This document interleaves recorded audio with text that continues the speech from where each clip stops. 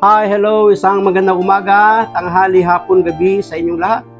Anong oras man ninyo napapanood ang video ito, ay pumuli ay tutunghay ng ating pagbasa para sa araw naman ng Lunes, May 13, 2024. Hahanguin natin ang mabuting balita sa Ebanghelyo naman ni San Juan, Kabanatang 16, mga talatang 29 hanggang 33. Nung panahong iyon, sinabi ng mga alagad kay Jesus, "Ngayon po tuwiran na ang inyong pangungusap sa amin at hindi na patalinghaga. Alam na naming batid ninyo ang lahat ng bagay at hindi na kailangang tanungin ninuman. Dahil dito, naniniwala kaming kayo'y mula sa Diyos." Sumagot si Jesus, "Naniniwala ba kayo ngayon? Darating ang oras at ngayon na nga na magkakawatak-watak kayo, magkakanya-kanyang lakad kayo at iiwan ninyo ako. Gayunman, hindi ako nag-iisa sapagkat kasama ko ang Ama. Sinabi ko ito sa inyo upang kayo'y magkaroon ng kapayapaan sa pakikipag-isa sa akin. Meron kayong kapighatian dito sa sanlibutan, ngunit lakasan ninyo ang inyong loob na pagtagumpayan ko na ang sanlibutan." Pagpalain ng Diyos ang pagkabasa ng kanyang mabuting balita. Ang atin pong refleksyon or pagsasadiwa ay hahangin natin sa Aklat ng Simbahay taong 2024. Gayon may hindi ako nag-iisa sapagkat kasama ko ang Ama. Ito'y pahiwatig ng Panginoong Yesus sa kanila sapagkat pinauna niya nang sinabi na sila'y magkakawatak-watak, magkakabaha-bahagi. Iiwan siya ng lahat. Ngunit si Jesus ay hindi nag-iisa sapagkat sinasabi niyang kasama niya ang kanyang Ama, kaya't hindi siya nangungulila, hindi siya nag-iisa, hindi siya mangangamba, sapagkat kasama niya ang dakilang Diyos, ang makapangyarihang Diyos na lumikha ng lahat ng bagay at itinuturing niyang Ama. Sa hangad na mabigyan ng mabuting kinabukasan ang mga anak, nagpupunta sa ibang bansa ang mga magulang, ang mga ina upang magtrabaho bilang isang caregiver. Totoo naman.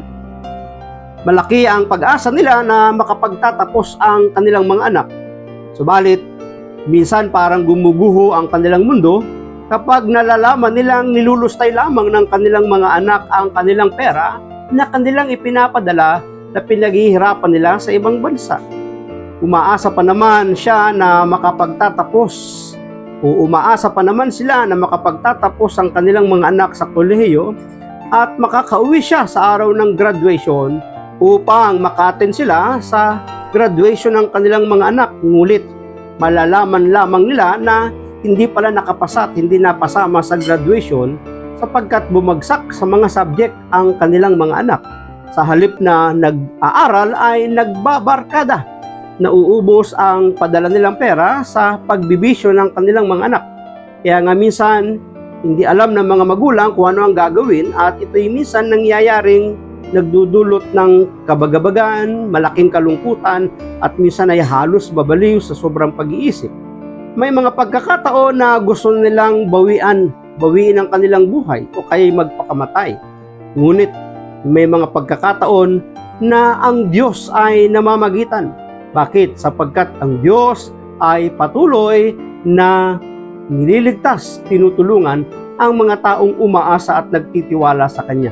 Na minsan akala natin tayo ay nag-iisa, ngunit katulad ng ating Panginoong Hesus, hindi siya nag-iisa sapagkat ang kasama niya ay walang iba kundi ang ating Diyos na siyang Kanyang Ama. May mga pagkakataon na mayroon tayong inaasahan sa panahon ng kagipitan.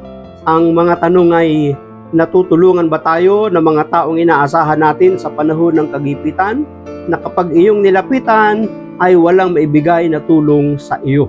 May mga dahilan, iba't ibang mga dahilan kung bakit hindi sila nakakatulong, ngunit ang Diyos ay walang maraming dahilan para hindi ibigay ang kinakailangan nating tulong. Kagaya ng ating Panginoong Yesus na siya'y iiwan ng lahat ng kanyang mga alagad. Siya'y iniisip nilang nag-iisa, ngunit ang Panginoon ay hindi nag-iisa sapagkat ang kasama niya ay ang pinakamakapangyarihan sa lahat. Kaya nga sinasabi ni Jesus na napagtagumpayan na niya ang sanlibutan. Kaya ang kanyang bilin sa kanyang mga alagad ay lakasan ninyo ang inyong loob.